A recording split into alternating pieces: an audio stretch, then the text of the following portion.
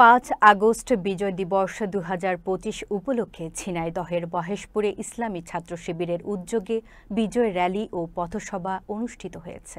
মঙ্গলবার সকালে কেন্দ্রীয় মসজিদ থেকে র্যালিটি শুরু হয়ে কলেজ বাসস্ট্যান্ডে গিয়ে শেষ হয়। পরে সেখানে উপজেলা সভাপতি আবু হানিফের সভাপতিত্বে পথসভা অনুষ্ঠিত হয়। সভায় বক্তব্য রাখেন জেলা সভাপতি আরিফ হোসেন, সাধারণ সম্পাদক ওবায়দুর রহমান খান, সাবেক ছাত্র নেতা ইসমাইল হোসেন পলাশ। অনুষ্ঠান পরিচালনা করেন জেলা দফতর সম্পাদক রিয়াজুল ইসলাম প্রমুখ।